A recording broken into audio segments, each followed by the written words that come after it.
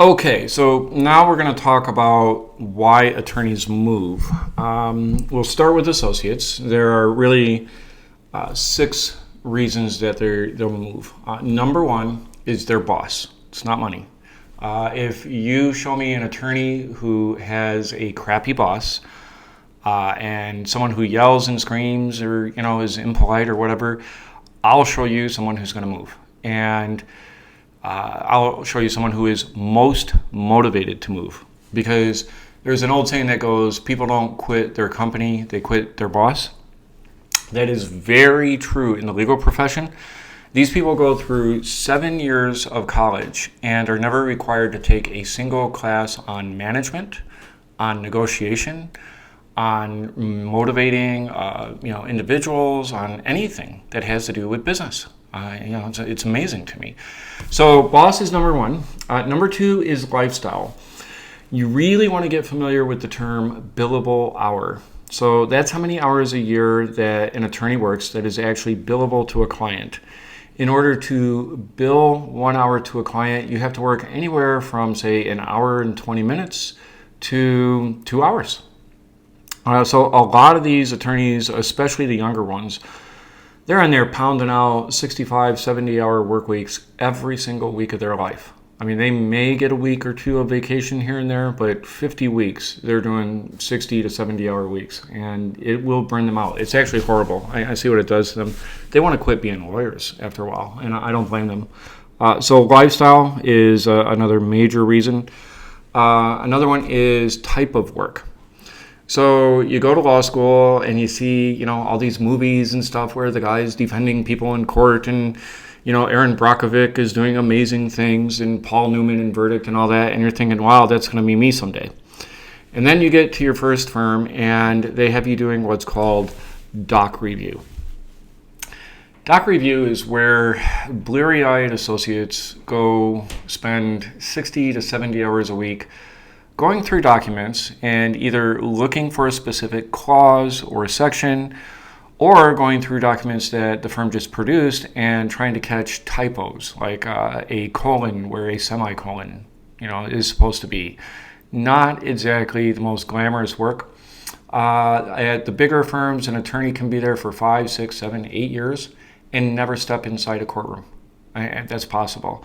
So a lot of times they'll want to move somewhere where they'll get more challenging work, where they'll be able to take depositions and maybe do what's called a second chair in a trial. So if you see the movies and there's like several attorneys sitting on one side, one of them does all the talking, others are making notes and stuff. That's the ones making notes, that would be like a second chair. It's like a helper, but they at least get to participate in the trial. Another reason is training and mentoring. I talked to an attorney who told me that the mentoring that she got from her boss consisted of things like red ink written on her drafts or documents with sentences like, "Did you even go to law school?" Remember what I said about not having management and motivation training at law firms or law school? Well, a lot of these people really reflect that. And to find a firm where they'll get good mentoring and training is really valuable to these kids. We just pulled 2 associates out of a great big firm called Gordon & Rees, and they're leaving that 800 attorney firm to go start at a 25 attorney firm. Why? Because in a smaller firm like that, they're going to get a lot of mentoring, a lot of training, a lot of real one-on-one, here's how you become a better lawyer, here's how you bring in clients, here's how you become a successful attorney. Really valuable stuff. Then the next one I would say is probably client contact and development. So a lot of times these associates are just, locked in their cages, and they do paperwork, doc review, whatever they do, and they never see or talk to a client at all. And at a lot of firms, they're even dissuaded from bringing in clients of their own. I cannot tell you how many times I've heard an attorney tell me, "Why are you out getting your own clients? I have plenty of work for you." Well, yeah, but the minute that partner doesn't have plenty of work for you and a recession hits, you're out the door. That's why that kid who's smart and entrepreneurial is going to move, because they want to know, you know. And then the last reason that I can think of offhand is money. We actually, the two associates that we took out of that great big firm and went to the smaller firm, both got like $30,000, $40,000 increases in pay. So size of firm doesn't necessarily dictate how much they pay or how well they pay.